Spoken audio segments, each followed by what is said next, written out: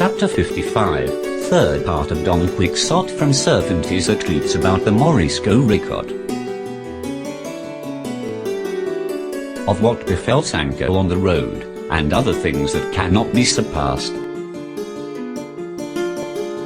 To be brief, they fetched ropes and tackle, as the saying is, and by dint of many hands and much labor they drew up Dapple and Sancho Panza out of the darkness into the light of day. A student who saw him remarked, "That's the way all bad governors should come out of their governments, as this sinner comes out of the depths of the pit, dead with hunger, pale, and I suppose without a farthing." Sancho overheard him and said, "It is 8 or 10 days, brother Growler, since I entered upon the government of the island they gave me, and all that time I never had a belly full of victuals, no not for an hour. Doctors persecuted me and enemies crushed my bones, nor had I any opportunity of taking bribes or levying taxes. And if that be the case, as it is, I don't deserve, I think, to come out in this fashion. But man proposes and God disposes, and God knows what is best, and what suits each one best. And as the occasion, so the behavior. And let nobody say, I won't drink of this water. And where one thinks there are flights, there are no pegs. God knows my meaning and that's enough. I say no more. Though I could. Be not angry or annoyed at what thou hearest, Sancho, said Don Quixote, or there will never be an end of it. Keep a safe conscience and let them say what they like. For trying to stop slanderers' tongues is like trying to put gates to the open plain. If a governor comes out of his government rich, they say he has been a thief. And if he comes out poor, that he has been a noodle and a blockhead. They'll be pretty sure this time, said Sancho, to set me down for a fool rather than a thief. Thus talking, and surrounded by boys and a crowd of people, they reached the castle, where in one of the corridors the Duke and Duchess stood waiting for them. But Sancho would not go up to see the Duke, until he had first put up Dapple in the stable, for he said he had passed a very bad night in his last quarters. Then he went upstairs to see his lord and lady, and kneeling before them he said, "Because it was your highness's pleasure, not because of any desert of my own, I went to govern your island of Barataria, which he entered naked, and naked I find myself. I neither lose nor gain. Whether I have governed well or ill, I have had witnesses who will say what they think fit.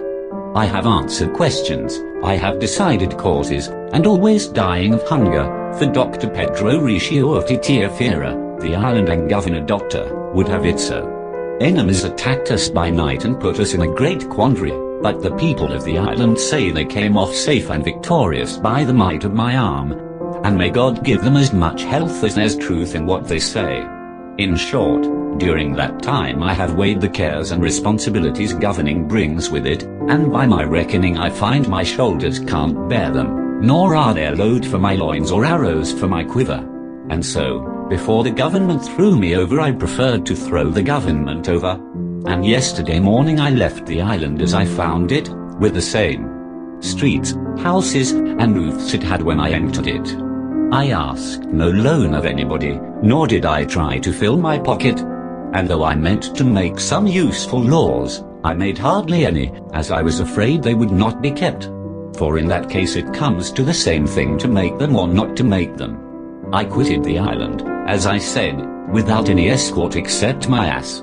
I fell into a pit, I pushed on through it, until this morning by the light of the sun I saw an outlet, but not so easy a one but that, had not heaven sent me my master Don Quixote, I'd have stayed there till the end of the world.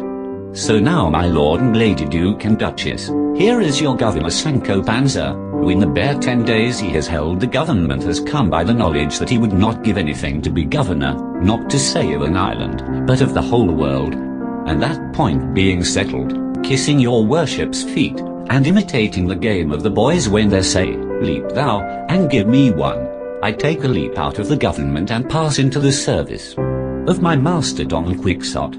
For after all, though in it I eat my bread in fear and trembling, at any rate I take my fill. And for my part, so long as I'm full, it's all alike to me whether it's with carrots or with partridges. Here Sancho brought his long speech to an end, Don Quixote having been the whole time in dread of his uttering a host of absurdities. And when he found him leave off with so few, he thanked heaven in his heart.